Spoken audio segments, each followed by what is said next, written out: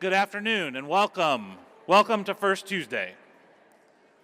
I'm Jamie Prenkert. I'm the Dean of the Carlson School, and it's my pleasure and I'm excited to gather with you today for what's sure to be an informative, inspiring, and educational hour. Before I take the time to tell you a little bit about our featured speaker today, Bob Frenzel, on behalf of Minnesota Carlson, I want to thank our First Tuesday partners, our premier sponsor, Tennant Company, and our media sponsor, Minnesota Public Radio. Thank you to the sponsors.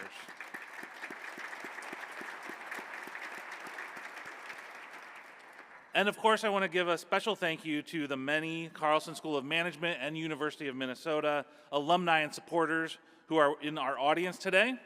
In particular, I want to welcome Mike Zechmeister, who is our chair of the Carlson School's Board of Advisors.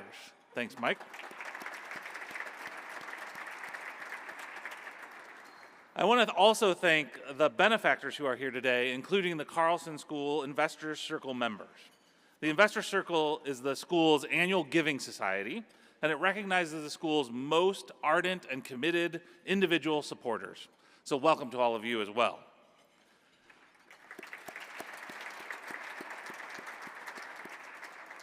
All right, let me tell you a little bit about Bob, our featured speaker today. He serves as chairman, president, and CEO of Xcel Energy, a leading energy provider dedicated to serving millions of customers with excellence. Headquartered here in Minneapolis, the Fortune 500 company distributes electricity to 6.1 million electric and natural gas customers across 8 states. Prior to becoming CEO, Frenzel served as president and chief operating officer, where he led Xcel Energy's 4 utility operating companies, as well as its transmission, distribution, and natural gas companies operations. He had joined the company as chief financial officer in 2016 from Energy Future Holdings Incorporated, where he served as a senior vice president and chief financial officer for Luminant, its competitive power generating subsidiary. Bob held previous roles as vice president at Goldman Sachs and manager and senior consultant at Arthur Andersen. He began his career serving in the U.S. Navy as a nuclear engineering officer and weapons officer for 6 years, and then as lieutenant commander in the Navy Reserves following active duty. Bob earned a bachelor's degree in industrial engineering from the Georgia Institute of Technology and a master's of business administration from the University of Chicago Booth School of Business. Also an okay school. We won't hold that against you. He also graduated from the U.S. Navy's Nuclear Power School. He's active in the Twin Cities community, serving on the board of directors for both Greater MSP and the Minnesota Business Partnership. He also serves on the board of directors of various industry associations, including Edison Electric Institute, Nuclear Energy Institute, and the Institute of Nuclear Power Operations. He's a vice chairman of the Georgia Tech Advisory Board. Bob will be joined in conversation with a familiar voice today, Chris Farrell, senior economics contributor at Marketplace, America Public Media's nationally syndicated public radio business and economic program. Chris is also a senior economic contributor for Minnesota Public Radio, frequently appearing on NPR News as a contributor and guest host. He's the author of 5 books on personal finance and the economy, and we're pleased to have Chris with us again today. So Chris, Bob, the stage is yours. Welcome.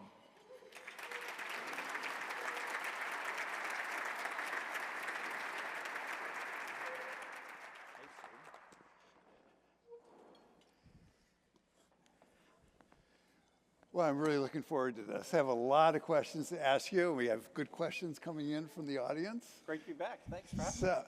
And one thing just to start off, so when I was doing my research and looking at the economy, and I write about the economy, I talk about the economy, but we don't really talk a whole lot about electricity. And yet electricity is everywhere when you think about the modern economy. And so tell us a little bit about the importance of electricity in generating growth and how we operate this economy. Well, thanks for having me. Thank you for inviting Xcel Energy back to speak with you all today. It's I saw a lot of great friends and familiar faces in the audience. And maybe I'll start with a story about electricity Sure. and why it's so important, and maybe just to pause and reflect on the significance of actually where we're sitting.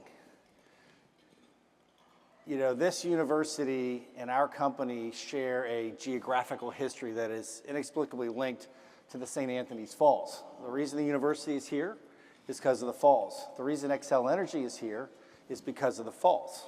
Over 150 years ago, we started using the drop in the river to create cereals and grind flours and mills, and that's why great companies like Pillsbury and Gold Medal were founded here. And later on, we built our first power plant right there at St. Anthony's Falls and started making electricity right off of the river, which powered the streetcars and the lights that built Minneapolis. And I think the story, Chris, is really intended to tell you that energy infrastructure has to precede economic development. So when we talk about the importance of electricity to economic development and the economy broadly, we always say that, you know, if you look at GDP, if you look at the electric sector alone, we constitute about 1% of GDP. Right, a small number. But it's the first 1%, because without electricity, you don't have a bank, you don't have a university, you don't have research. So we find ourselves to be in this very important position of really creating and distributing the most consequential product that I think man has ever made. We do it with 99.99% reliability, and we do it for about the price of a cup of coffee every day. That's the foundation of Xcel Energy, is delivering a really important product with high reliability, with high affordability, and I'm sure we'll talk about this, increasing amounts of sustainability, as we'll talk about throughout the day. So let's leap for the moment to the transformative technology of the day, artificial intelligence, and all the demands that it's putting on the electric system. So how are these massive investments, I think what the number's 600 billion plus for this year alone, is out there on Wall Street. So how is this having an impact on your business? I feel like we're sitting, if you imagine Thomas Edison and Nikola Tesla 150 years ago, fighting it out to see who was going to build the grid of the United States. What technology was going to win? Are we going to have alternating current? Are we going to have direct current? And obviously Tesla won, and every engineering student that might be in here knows that we have to take electromagnetism from now on because of Tesla. And the consequences of electricity 150 years ago really weren't known. I mean, we started investing in the grid long before we knew what a toaster was, long before we knew what a washing machine was, or a personal computer, or an internet, right? And so the use cases for artificial intelligence are as probably transformative today as we were 150 years ago when we were thinking about electricity and what it could do. I don't think we actually have a full grasp of all the enablement that artificial intelligence could provide. But we as a company, we as a country, we as a globe are investing into artificial intelligence and making it a possibility because we think that the benefits to humanity are going to be extraordinary and outweigh, you know, what some of the challenges that are going to come with it in the short term are going to be.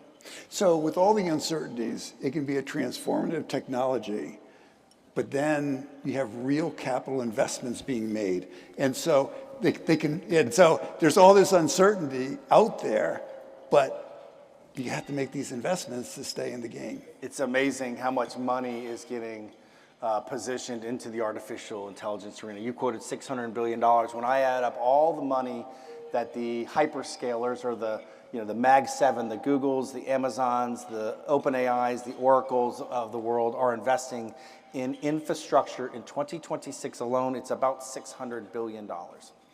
I think the estimate is about $7 trillion over the next decade in terms of infrastructure investment.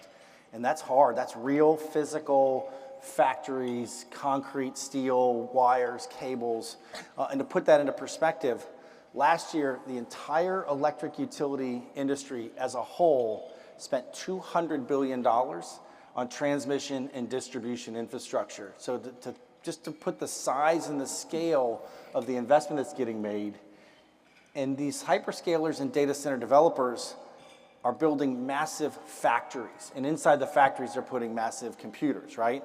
The factories themselves will cost about $200 billion. So think concrete, steel, wires, cables, pumps, valves, breakers, distribution circuits, all the things that we need to build a grid and we need to build electric infrastructure. There's this competing demand for similar products and similar people to build it. And we are seeing real pressure on getting access to equipment, getting access to the people who can help us build the infrastructure that we need to serve the infrastructure that they need. And of course, what every customer wants to know is, what you've been describing, does that mean my electric bill is going to go up? Super question. I get it all the time. And if done correctly, actually hyperscalers, data center development, and data centers in general should actually, all things being equal, help bring the cost of electricity down for all of our customers. So I started with, you have to do it right. So you have to have a framework that allows you to work with our state regulators and our stakeholders about how do you construct a contract with a super sophisticated counterparty to make sure that they're paying for all of the costs that they're bringing to the system. Now that's different construct than how you and I sat and had our homes hooked up. When our subdivision was built or our apartment building was built, we had enough capacity in the grid. The new apartment building was pretty small compared to the size of the grid. And so everybody just hooks up and we keep powering those people. When you get a consequential customer like we just signed up in Pine Island, is the Google data center we announced a couple weeks ago. They ultimately want 1,000 megawatts of system capacity. Our entire upper Midwest load is 9,000. So you're talking about adding 11% load to our upper Midwest company. And they're not the only ones who want to be here.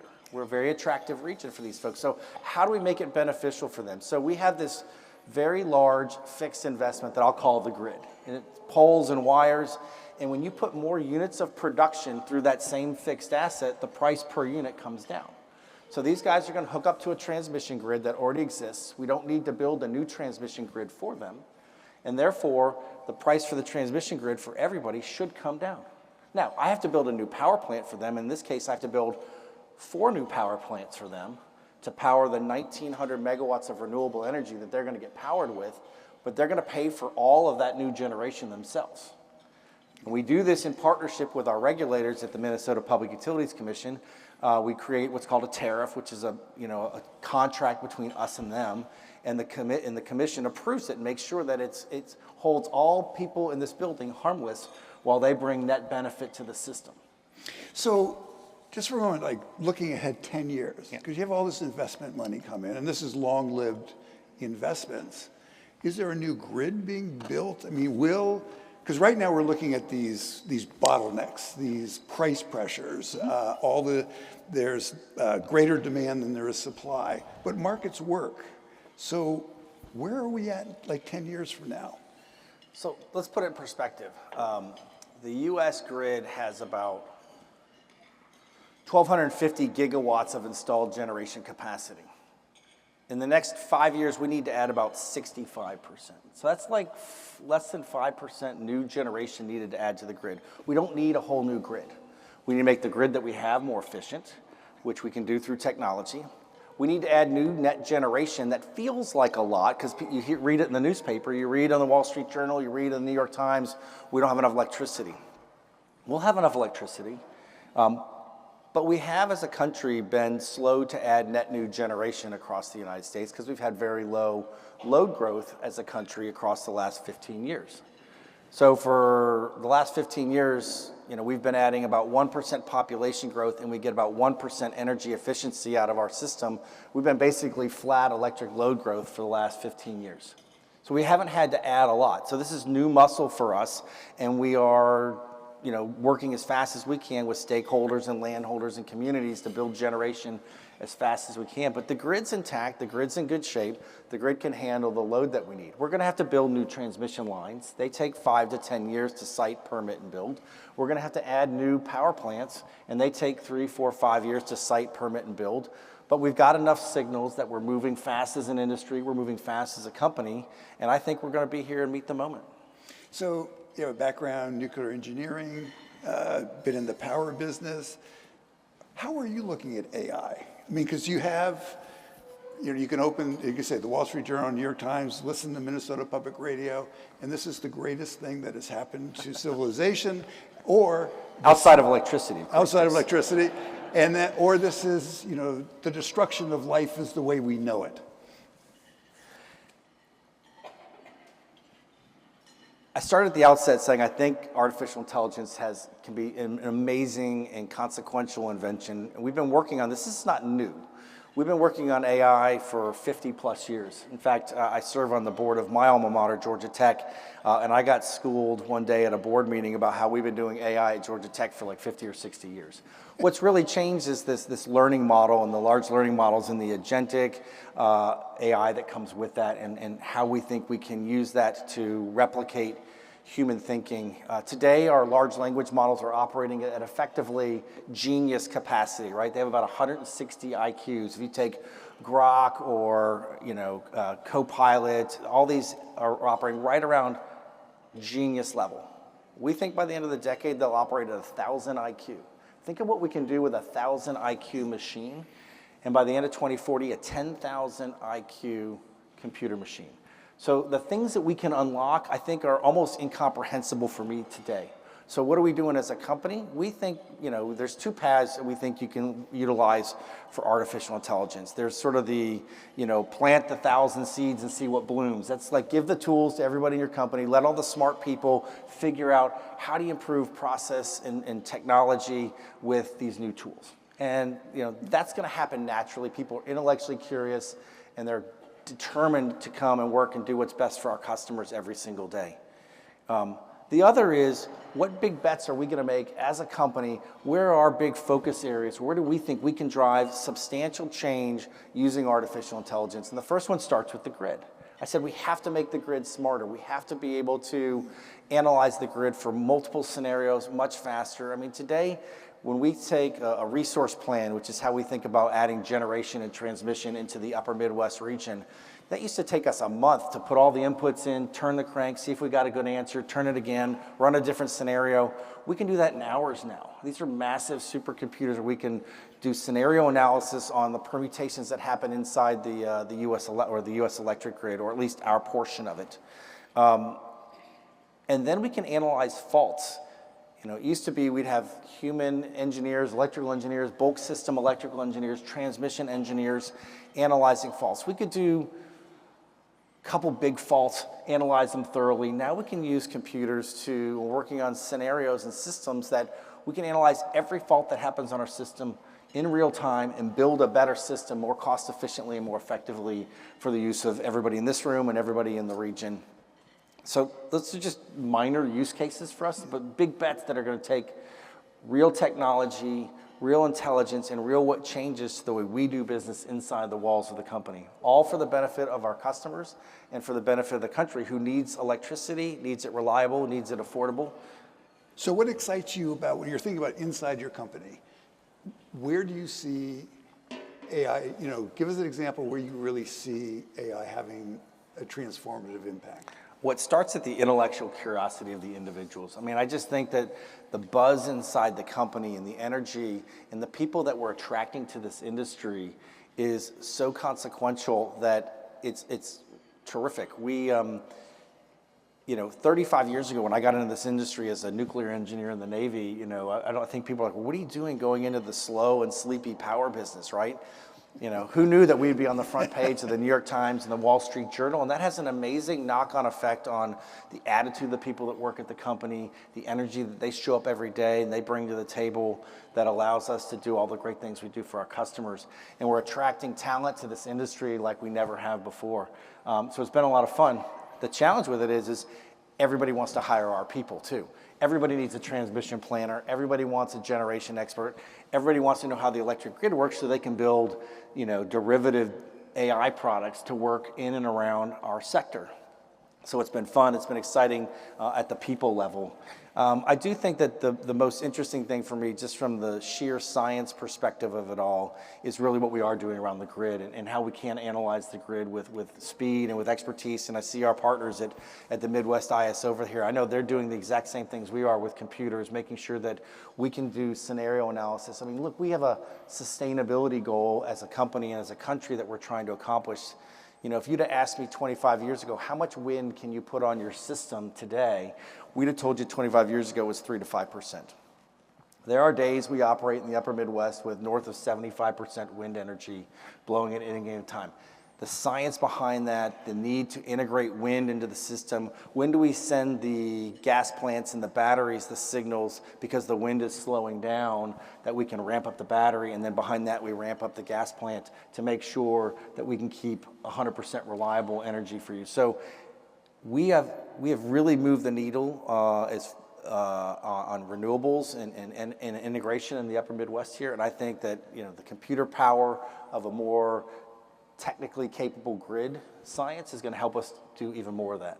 So you mentioned batteries, and that's an example of a technology. I mean, for a long time, you put it into your toys or what, you know, your TV remote, and there's been all this innovation going on in batteries. So how are you looking at the battery business? So for a long time in our industry, batteries was the big key unlock. If you think about it, you know, the way we use electricity in this country is, you know, you wake up in the morning and everybody turns the lights on and they open the refrigerators and they turn on their toasters, and huge electric demand in the morning, and then it kind of slows down during the day, and then people go home at night and the air conditioners kick in when it gets hot, and the people go home and they use the washing machines and the dryers, and we ramp up again. And we would build power plants to satisfy peak demand. And we thought, well, gosh, if we can just shave peak demand a couple hours with a battery, then we wouldn't have to build so many power plants. And so we started with the technology that we have today, which is lithium-ion batteries, and they work 2 hours, 4 hours, and they're helping us shave peak demand, and they're saving us from building power plants all across the United States. And we thought battery technology was a huge unlock. And what we realized really quickly was batteries are great for, you know, peak shifting from 6 o'clock at night to 9 o'clock at night so we could build less power plants.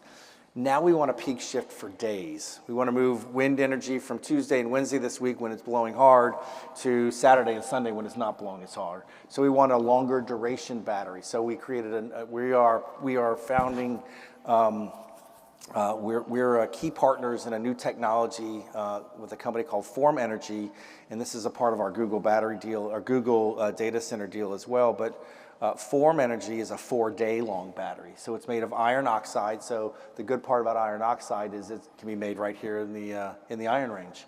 It can be made in Pennsylvania. It can be made domestically. It has no rare earth metals in these batteries. It's all manufactured domestically with domestic supply and domestic people. It's a 4-day battery instead of a 4-hour battery. So now I can shift electricity from Tuesday to Saturday if perchance the wind isn't going to blow on the weekend, but we know it's blowing on a Tuesday. We store all that energy or that solar power for 4 days. So that's the next evolution of batteries as we've gone from sort of 4 hours to 4 days. Maybe the holy grail is we need to go to 4 weeks. You know, I need to peak shift from March to May. And that will help me skip April as a month, for example, and help us be more energy efficient. The end game is to have lower generation on the grid, peak shave, whether it's a peak shave through the day, peak shave through the week, or peak shave through the month. And then batteries can store all that excess. You know, when the wind blows and the sun shines, we capture that and we use it for later. That means our fossil emissions, our carbon emissions are lower. It means our total cost of the grid is lower. And, you know, we get out of sort of challenging supply chains for rare earth metals and things like that across the globe. So today we're peak shifting with fossil fuels. Natural gas is what bridges us from March to May, for example, when, you know, we have more sunshine in May than we do in March. But over time, the ability to integrate batteries in our system, if we have a better, more advanced, capable grid, we can integrate batteries into the system and allow us to have a lower carbon footprint as a company and as a country. So how are you feeling about what the goal is to be carbon-free 2040? And so how's the progress going there? How do the data centers affect your goals in terms of sustainability? Yeah, great question. we always focus on affordability, reliability, and sustainability. And sometimes those things are working together, and sometimes those things are absolutely in tension. In 2018, as a company, Xcel Energy committed to be the first company that would be electrically carbon-free by 2050. 2050, sorry. Well, the state has a 2040 goal, so we'll get to that in a second. But 2050 is a company we committed to. And we said, look, we can be 80% carbon reduced by 2030 with sort of known technologies, wind, solar, and storage. We thought we could, dramatically or completely reduce our reliance on coal-fired generation, which we're planning to be out of by the end of 2030, and use wind, solar storage, and gas plants and our existing nuclear fleet to help us be about 80% carbon reduced by 2030. We're on track to achieve that in the upper Midwest here. We've been slow to commercialize new carbon-free technologies. As a nuclear engineer, there's probably 25 different nuclear technologies that are in various stages of permitting and analysis at the Nuclear Regulatory Commission, our regulatory body. But we've been slow to actually build any new nuclear in the country. We've been slow to build advanced geothermal in the country, and we've been slow to advance carbon capture and sequestration. Each of those technologies are the likely best technologies to help us decarbonize and reach full decarbonization goals by mid-century. We've been slow at that. It doesn't mean they're not happening. In fact, there's a lot of excitement around new nuclear. I'm excited about new nuclear, but it's technologically feasible. We know the science behind it. It's about getting some of the other challenges that come with nuclear solved, including first-of-a-kind technology, higher concentration fuel storage, and then long lead time life cycle stuff that we still need to solve as a country. So what excites you about the opportunities in nuclear? Well, nuclear today is the globe's and the country's largest form of carbon-free electricity. And if we're going to have a high energy intensive business like data centers, we want a high capable, high capacity factor carbon-free solution like nuclear. So I'm excited about what nuclear can bring to the table. We operate almost 2 gigawatts of nuclear power plants here in the upper Midwest. Across the United States, it accounts for about 20% of the generation profile of the United States. If we want to be carbon-free, if we want to serve large, high energy intensive loads, I think nuclear has to play a role in the future because of its carbon-free nature. And that's a down payment I think we should be making as a country. Now, the administration has been pushing to keep coal plants running longer. So is that having an implication for your timeline in thinking about winding down the coal plants up in the upper Midwest? I'd say very minor. I mean, we are committed to shutting down our coal plants as a company. We've been building the replacement generation for those coal facilities for the last 3 or 4 years because this stuff just doesn't happen overnight. We need new transmission lines and new power plants, and those activities have been ongoing. We have full expectation that we'll exit coal by 2030. In the short term, some coal plants around the country, including 2 of ours in Colorado, have been ordered to stay open. But because the replacement generation already sits there and exists, if the wind's there and the sun's there, then the coal plant may be forced to be open, but it doesn't necessarily run like it used to run. And so they may have a small emissions profile footprint, but not a big one. So from your perspective, I mean, mine is, just, reading and hearing about it. There's been remarkable advances in wind and solar. Both in thinking about the price coming down and the ability. How about from your perspective, I mean, from Xcel, is it living up to its promise, or is its promise? What is its promise? Wind's been an incredible asset for us. I mean, you don't have to go outside too much to know how much the wind blows here, and maybe sometimes how much the sun doesn't shine here. Yeah. In all fairness, we actually have a pretty good solar resource here in the upper Midwest. The winter days are shorter, but the summer days are longer, and so you get nice solar irradiance right when you need the load, right? I mean, right when you have the load, which is air conditioners coming on, you have good solar resource in the summer. So it actually load follows pretty well here in the upper Midwest. Wind has been a terrific resource, and so we kind of went all in on wind in about 2016, and we've been the largest wind provider to utility customers across the United States for about 15 years. And in 2016, 2017, with a long runway for production tax credits provided by the federal government, we as a company built thousands and thousands of megawatts of new wind across all 8 of our states, including right here in the upper Midwest. When we did that, we think we've saved our customers over $6 billion by building those wind farms in 2017, 2018, 2019, and 20 that have been running and collecting tax credits through that time frame and offsetting natural gas and or fuel. So our emissions profile has come down, our cost profile has come down, and we've been able to keep our company, this business here is more than 30% cheaper electric bills in the upper Midwest than the rest of the country. And we do that in part from our wind energy that we've been able to provide. Wind has gotten more expensive, like other forms of energy. So steel, concrete, labor, all have had some amount of energy inflation. So our wind farms that we built in 2021 may have been the lowest cost wind farms we may ever build. They're still the lowest and cheapest cost of energy that we can create here in the upper Midwest because the wind blows so well. We can still create really good low cost energy here. It's higher than it used to be, but it's cheaper than natural gas because the other things that have gone up in price alongside wind and solar have been natural gas plants, nuclear plants, because they take steel, they take concrete, they take engineers, they take land, and they take transmission lines. So while wind and solar have gone up in price, so have gas, so has new nuclear, and so has other forms of energy. So you mentioned wind, and we have this, there's climate change going on, and we're just a wealthier society. We have everything's, as you say, everything's more expensive. So how has, the rise of these really big natural disasters had an impact on how you run the business? We got awarded, so it's interesting, the trade association that we're members of, the Edison Electric Institute, awards annually to utilities across the country for various things. And we've been a recipient, multiple time recipient of National Storm Response Awards. I'm very proud of what the company does in terms of storm response. Sometimes it's unfortunate when you live in a place like this that has, winter storms and blizzards, including in April, that you have to actually get good at this. But we actually have a lot of really talented, thoughtful people who work on storm and storm response and storm recovery. And so I think we've been really good at this. Places you might not be as familiar with, we serve most of Colorado with electricity and natural gas. And we serve the panhandle of Texas and New Mexico.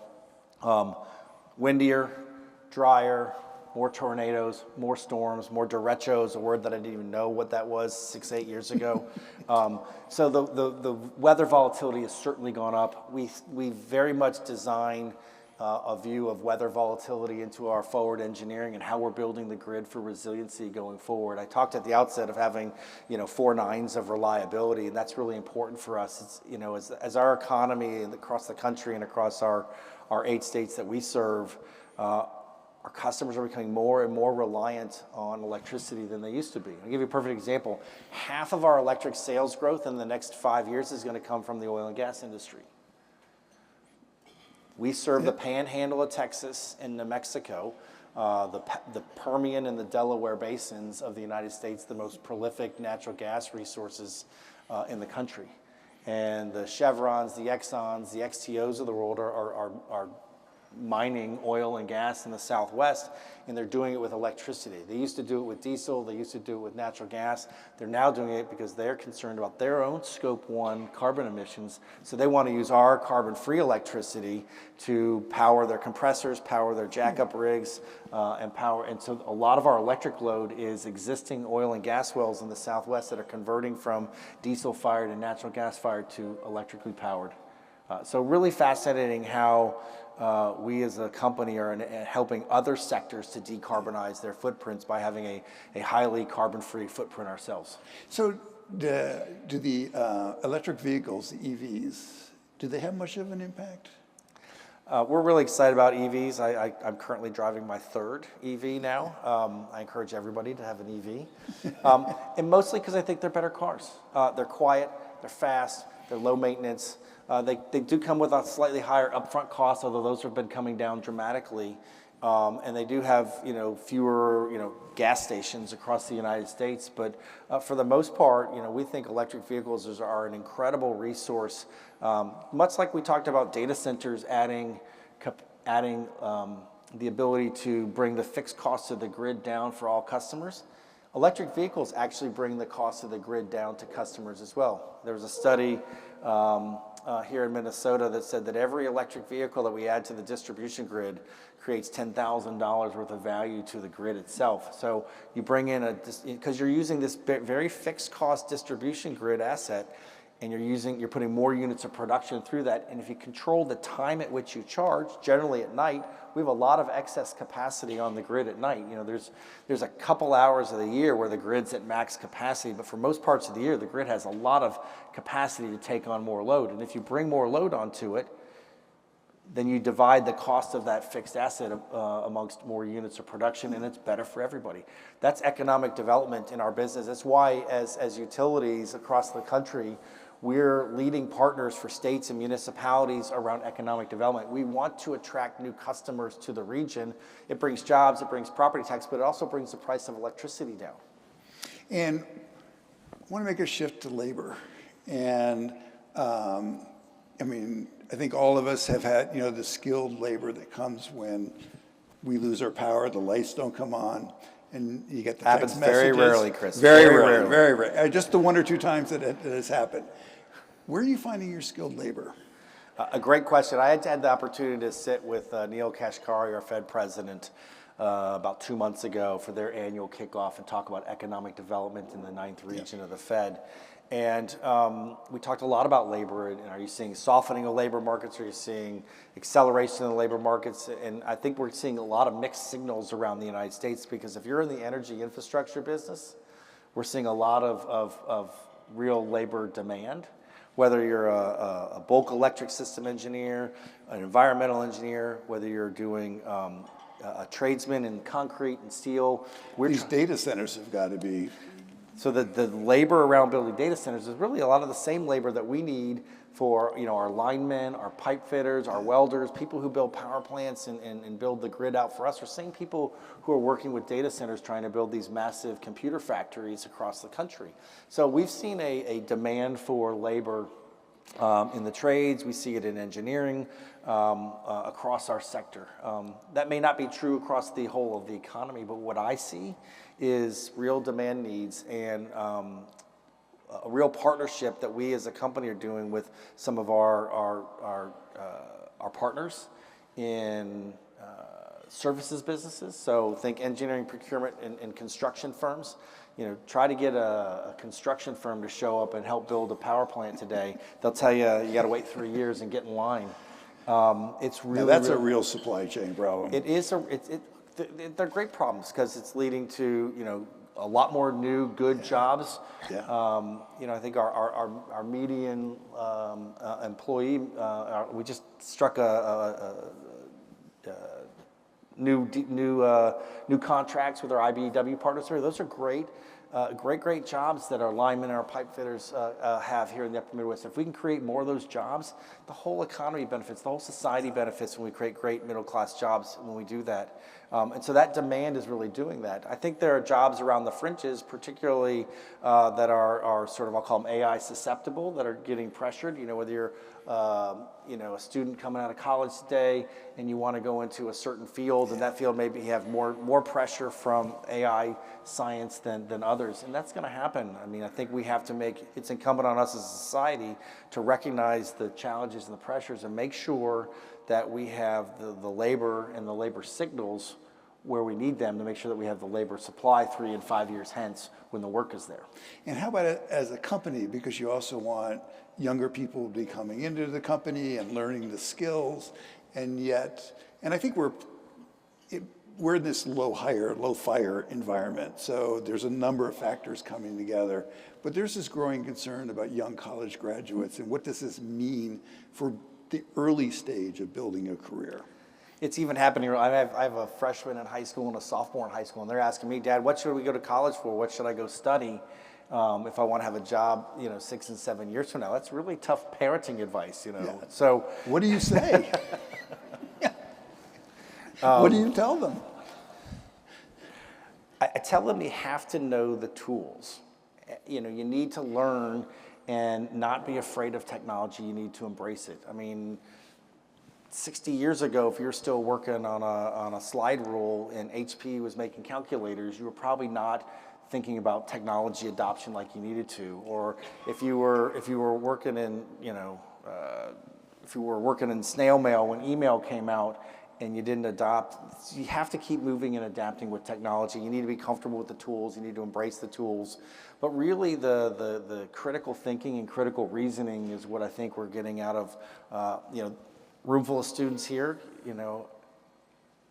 I always tell people, just make sure you know the tools, but you're using reasoning and thinking and critical thought all along the way to make sure that you can make a difference wherever you show up. I tell people to show up with passion for what you do. I mean, I'm an electricity guy, but it doesn't mean everybody loves electricity. Follow your heart, follow your passion, and work hard. And I think things will always work out if you're doing those things. I tell people I want to be a Jedi in a C-3PO world, right? Yeah, exactly. So you're in 8 states. We serve 8 states. We're privileged to do that. And you're, from Minnesota down to Texas, the Panhandle. So what are the signals are you getting about the economy? Well, we are seeing significant load growth in our business, and it's coming from 3 or 4 pockets. We talked about a lot of, half our load growth in the next 5 years is going to be from AI data centers. So there's going to be a huge compute growth throughout our territories. We think attracting more to our territories is beneficial for all of our customers.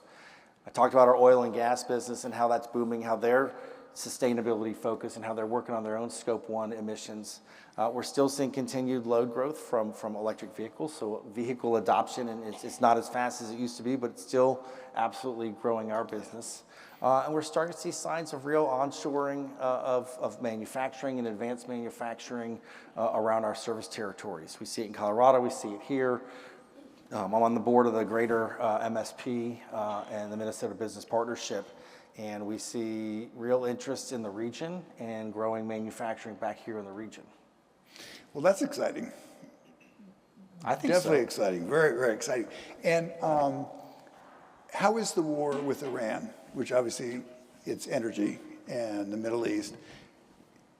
What are the spillover effects for you at Xcel? Yeah, a couple, and they're more derivative than you might expect. There's almost no global electricity production that comes from oil. And so the idea that oil is affecting electricity markets is probably not accurate. There are some countries that are more heavily dependent, but I think about 2% of the world's electricity is made with oil. Now, a lot of the world's electricity is made with natural gas.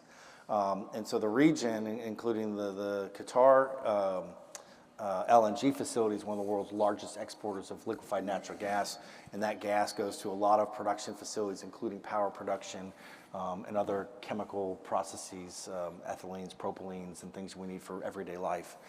So the disruption of natural gas globally is challenging from an electricity perspective.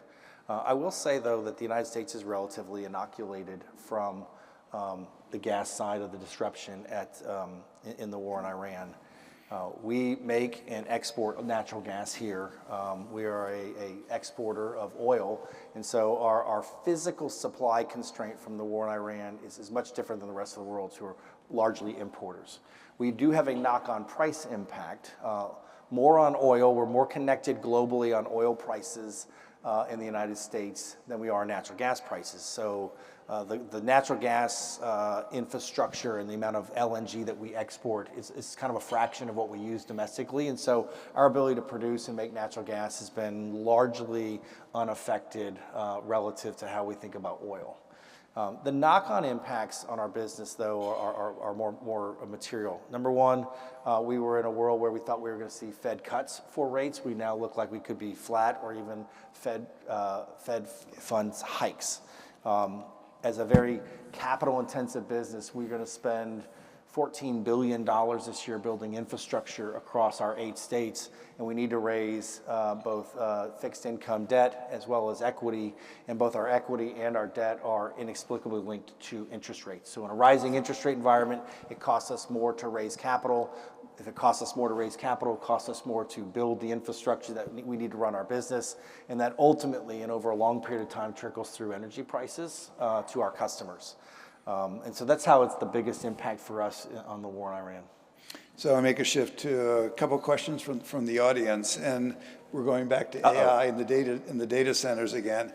Are we over forecasting the energy demand for data centers? I mean, could we expect the greater efficiencies with the LLMs, the learning machines? It's a terrific question, one we grapple with every day. We talk to, as you can imagine, we're in sales cycles with Meta, with Google, with OpenAI. We're talking to every hyperscaler and every data center developer talking about their plans. We have about so I told you the Google data center was about 1 gigawatt. We have a 30 gigawatt pipeline that people want to build data centers, potentially across all of Xcel Energy's service territory. So we're in conversations with these folks all the time about what's real and what's not real. And how much should we be thinking about chip efficiency and data center efficiency as we think about building power plants? It's a great question. The short answer is I don't think we're over forecasting between sort of now and 2033, 35. We have a pretty good line of sight to the next 5 years. It gets a little murkier after that. We are building in massive amounts of chip efficiency. So we've seen, if you think Moore's law on chip efficiency, that's built into the electric forecast that we see from our hyperscaler and our data center friends. The question is how many large language models are we going to need? Are we going to need Meta to have one, and Amazon to have one, and Microsoft to have one, and Google to have one? And that's a better question of we're building data center supply. Now, how we protect against that is we sign 15 and 20-year contracts with these customers. So if we're going to build energy infrastructure to serve them, they're going to pay for everything that we need, and we have a long, long tail on those contracts to make sure that we protect our existing customers. So we do have very sophisticated multi-trillion-dollar companies on the other side of these contracts. If we're overbuilding, it's a little bit their decision as a customer of ours, not ours, and we're inoculating all of our customers accordingly. Now, you've touched on a number of things, but I think please give us an update on your renewable energy initiatives. Let's see. So we committed to being 80% carbon reduced by 2030. I think we're 58% as of 2025 year end. In the upper Midwest, I think that number is closer to 63%. So a little bit better resources up here. We also count our nuclear power plants and our carbon-free percentages up here in the upper Midwest. And we're on a trajectory to continue to achieve the goals that we committed to in 2030. We're building, I think at last count, we have something like 10 gigawatts of wind and solar and storage renewables under construction across the United States right now. That's probably close to $20 billion of new renewable generation we're building. And we have another maybe $20 billion that have been approved and are in development stages across our 8 states. So we are building infrastructure in the renewable arena as fast as we can. We're trying to capture, as part of the One Big Beautiful Bill, we have sort of a 5-year runway on tax credits. So we're trying to capture as many production tax credits that the federal government will provide us to make sure that we can build this infrastructure cost effectively for our customers. We need to have it all in service by the end of 2030, though, to qualify for those tax credits. So I'm always curious about what leaders value or what shaped them. So you're a nuclear engineer. And how did that shape the way you approach being a leader, CEO of a large company? So look, being in the Navy was an incredible leadership defining time for me in my life. I was 22 years old. I was a trained nuclear engineer. They put me on an aircraft carrier and they let me run a power plant that's every bit as big as the one we have down here at the other end of the Mississippi at age 22 or 23. And then after I got certified to run a nuclear power plant, they let me drive an aircraft carrier. I drove an aircraft carrier through the Straits of Hormuz in 1994 with Iranian missile batteries pointed at us, and we're at battle stations. So the threat that these ships go through to cross through the straits is incredible. But the opportunity to lead a 5,000, so I was the officer of the deck on an aircraft carrier, 5,500 U.S. men and women. I was responsible for them for 5 hours at a clip. It was an unbelievable opportunity to lead and manage at a very, very young age. Huge support framework around you to make sure that you're successful, but really a formative management and leadership expertise. And you learn that, you never ask the people that work for you to do anything that you wouldn't do yourself. I would sit up with them all night if they were working on fixing a piece of gear. I would go to bat for them for promotions if we needed parts. How do you wrangle parts out of the supply chain? Anything and everything to make sure that we could achieve the mission of the ship and achieve the mission of our departments and our it was incredible.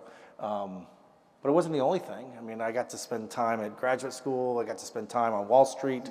I've been in 2 different power companies in multiple different positions. So, for this group, for the aspiring, students and even people who are leading organizations today, you never stop learning. You never stop taking the challenging assignments.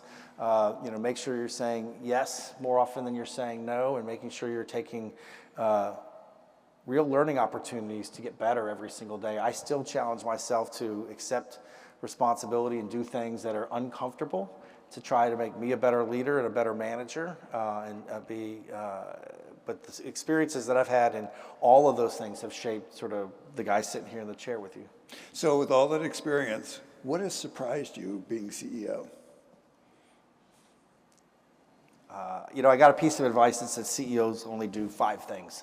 And one of those 5 things was communications. And I can't tell you, nobody can prepare you for how much you spend time communicating, whether it's with rooms like this, media, investors, federal officials, state officials.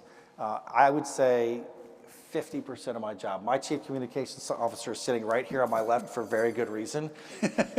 His office is right next to mine, and helps me be successful every single day. But practice it, get comfortable with it. I'm clearly not the best at it, but communication was the biggest surprise for me. I could never have imagined it. I've been a recovering CFO. I thought I did I was on the road with shareholders a lot. It never prepared me for how much speaking with stakeholders was going to matter in my day job. And then let's today take a 5-year horizon.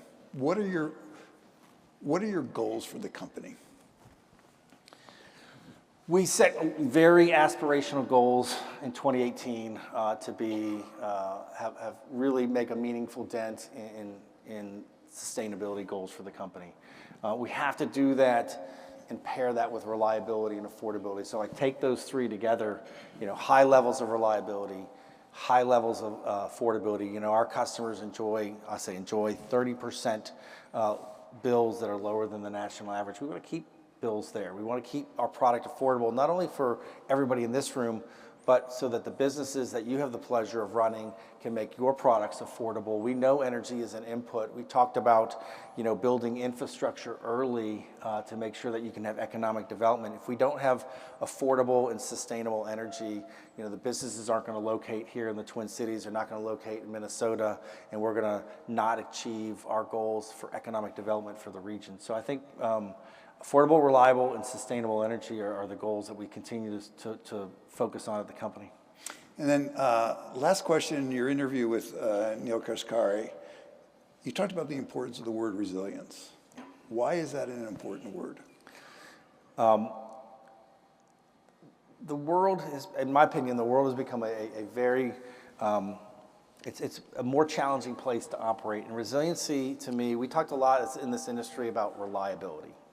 And reliability is like how many hours is my electricity on or available, or how many hours is the gas that I deliver to you available. Resiliency is the idea of minimizing disruptions. So on the front end, we know that the world's more volatile, the disruptions, so minimizing the amount of disruptions that attach to our product. While you're in a disruption, shortening that period, and then recovering from disruption as quickly as possible. Again, the world's becoming more and more dependent on our product, not less. We know that the lifeblood of society is energy and affordability, and we're going to continue to deliver that product. So resiliency is the packaging of that preparing for the things that you know are going to be more volatile on the front end and recovering them for more quickly on the back end. That makes for a better customer experience, that makes for a more affordable product, and it makes for a better economic development for our region. Well, thank you very much. I really enjoyed this. This is Chris, great to see you again. Thank you for having us. Thank you.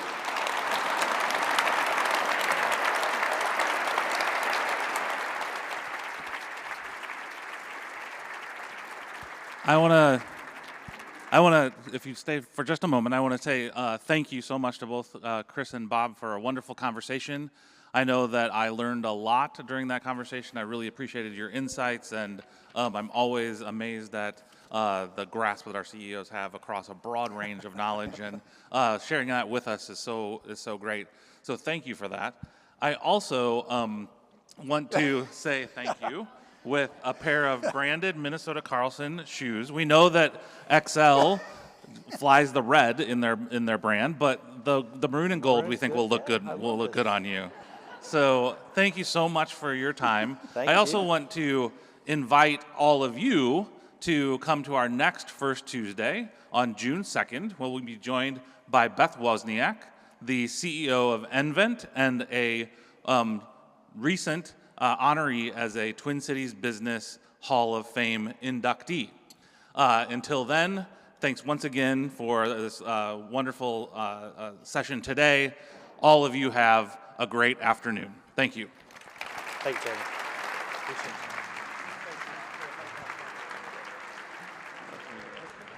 With this?